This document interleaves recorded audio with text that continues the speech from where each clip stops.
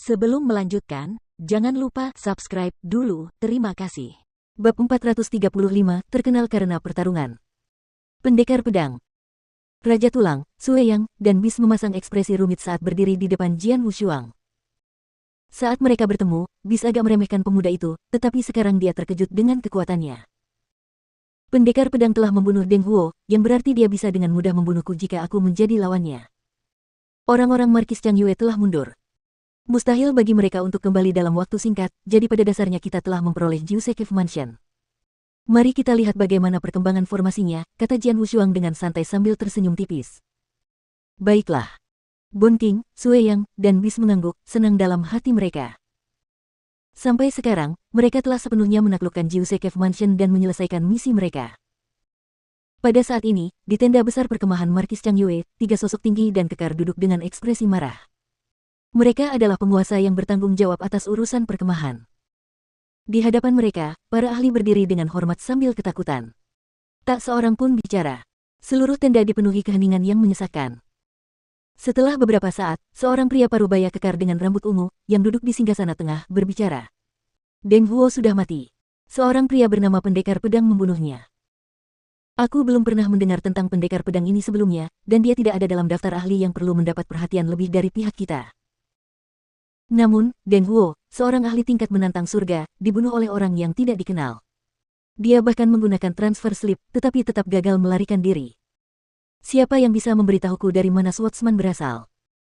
Suara marah dari pria setengah baya kekar itu membuat bawahannya ketakutan. Seorang tetua berjubah hijau melangkah maju dan berkata dengan hormat, "Tuan, saya telah menyelidiki asal-usulnya dan tahu bahwa dia baru saja tiba di medan perang berapi. Selama setengah tahun terakhir, dia menjadi terkenal karena teknik alam khususnya di area dalam, tetapi kekuatannya sendiri tidak mengesankan. Kali ini, ketika dia mengikuti Bon King untuk bertarung memperebutkan kendali Jiuse Cave Mansion, kekuatannya meningkat pesat. Menurut laporan Markis Duosin, pendekar pedang bertarung dengan 2 ahli di puncak tahap 3. Dia membunuh salah satu dari mereka dan memaksa yang lain melarikan diri hanya dengan 1 gerakan. Kekuatan tempurnya telah mencapai level yang menantang surga. Selain kekuatannya sendiri, dia mampu membunuh Deng Huo karena puppet fighter miliknya, yang juga berada di level penentang surga, sangat membantunya. Puppet fighter itu memang mengerikan.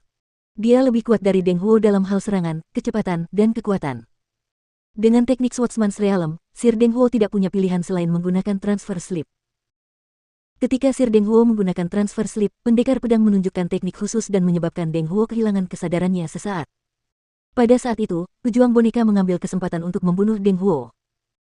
Pendekar pedang telah membangkitkan jiwa pedang, dan jiwa pedangnya adalah jiwa pedang kelas 1 ganda.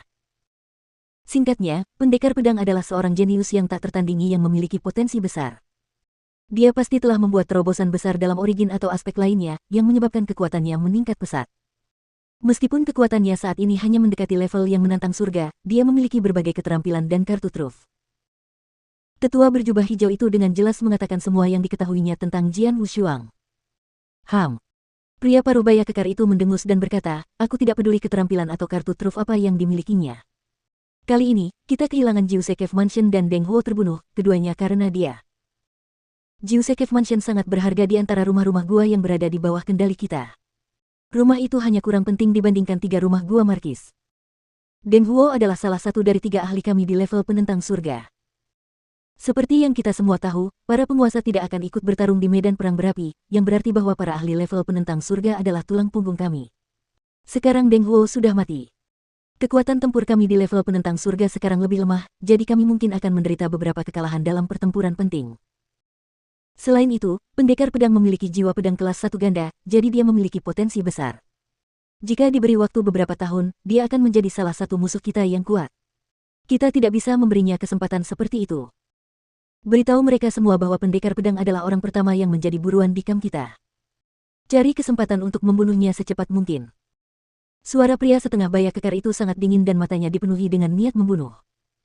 "Ya," kata tetua berjubah hijau itu.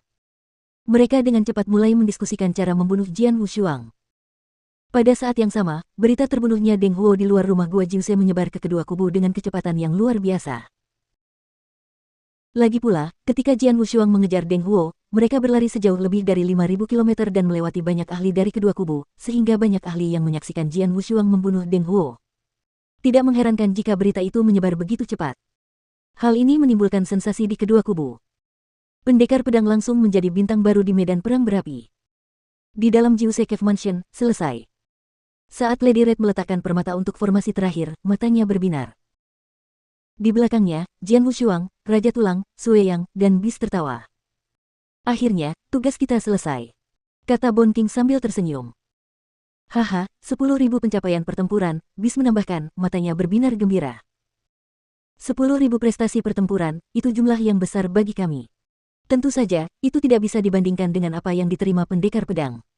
Sue yang menatap Jian Wushuang. Jian Wushuang tersenyum tipis. Memang, dia memperoleh hasil maksimal dari tugas ini. Dengan jurus terbaik yang ditinggalkan Jiuse, ia telah menguasai jurus kedua dari teknik pedang pembunuh jantung, yang meningkatkan kekuatannya secara signifikan, sehingga memungkinkannya untuk membunuh Deng Huo. Ia menjadi terkenal karena pertarungan ini dan mengklaim cincin interspatial Deng Huo. Tak lama kemudian ia bahkan akan menerima 10.000 prestasi pertempuran. Pakar lain pasti sangat iri dengan keuntungannya. Pendekar, kudengar perkemahan kita punya hadiah khusus bagi mereka yang bisa membunuh ahli top.